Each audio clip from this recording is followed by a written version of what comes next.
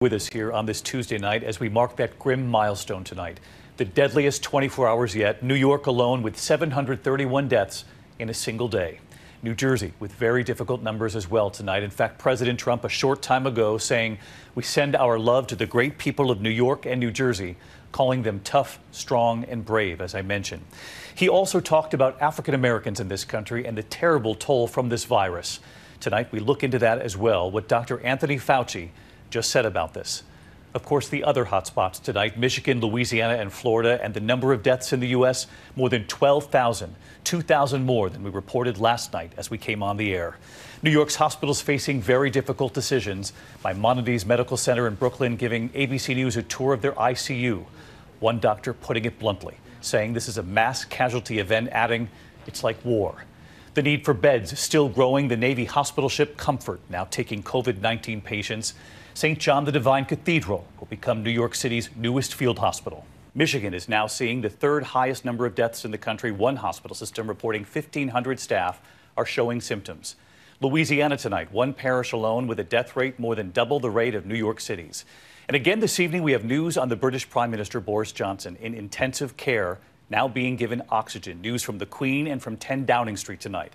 But we're going to begin here in this country. The president saying moments ago, this is a monster we're fighting. He thanked Americans for following the guidelines to stay home, saying everyone has a role to play. And so we begin with ABC's Tom Llamas here in New York. Tonight, more evidence the battle against coronavirus is far from over. New York dealing with its highest single-day spike in deaths. 731 lives lost to COVID-19. That's 731 people who we lost. Behind every one of those numbers is an individual, is a family, is a mother, is a father, is a sister, is a brother.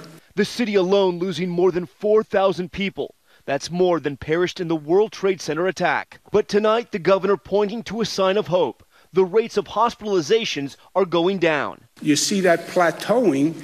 That's because of what we are doing. If we don't do what we are doing, that is a much different curve. But inside hospitals, doctors and nurses are still suiting up for a war. Maimonides Hospital in Brooklyn taking us into their ICU. Let's go. We're right there as Dr. William Pascal is alerted there is a patient in desperate need of help. As Dr. Pascal rushes, warning alarms on medical equipment are going off. A nurse telling us what's happening. A patient is having extreme trouble breathing. They need to flip her onto her stomach. And help them secrete the mucus better. This is the moment doctors face around the clock. Life or death in the hands of this medical team. Within minutes, Dr. Pascal comes out. They've stabilized the patient. He tells us what just happened. What happened just now is an absolute emergency. It's a life or death situation. Unfortunately, that's what we're seeing with a lot of our patients here. It's, we run around this unit many times just putting out fires. With hospitals still pushed to the brink, new spaces are still opening. The naval hospital ship, the Comfort, will be taking up to 500 COVID-19 patients. And now, the country's largest Gothic cathedral, St. John the Divine, to be converted during this Holy Week into a field hospital. Tents to be set up beneath the nave and in the crypt below. A drastic step, but doctors telling us so much of this virus is shocking. I just took like a bird's eye view of the ER and saw all the people struggling to breathe and all the monitors with low oxygen. And I broke down and cried. It's been like a bad dream. Lawrence and Christine Haynes are both emergency room doctors, sending their young son and daughter away so they could tend to the ill. Just knowing that every day we are hopefully making a difference and, saving lives and showing up and being where we need to be, I think that's enough motivation to get through. And tonight, new numbers in New York reveal 61% of those killed were men. 63% were age 70 or over. 86% had underlying conditions like high blood pressure and diabetes, heart disease, and dementia. There's a monster we're fighting, but signs are that our strategy is totally working. All of this as funeral homes in New York are struggling to keep up to lay victims to rest with dignity. We're trying to make it easier for the families, but again, it's hard. It's a very hard situation right now. Experts warning the peak in many places is still days away. Michigan running out of PPE, extending their state of emergency into July. Those shortages coming on the heels of a new report from the Health and Human Services Inspector General, revealing more than 300 hospitals were concerned 2 weeks ago about delays in lab results and not having enough staff to run ventilators if they got them. In Louisiana, one parish has seen death rates at more than double the rate of New York City. But now the state is getting more of those critical ventilators. Just because we think we're starting to flatten the curve doesn't mean our job is over.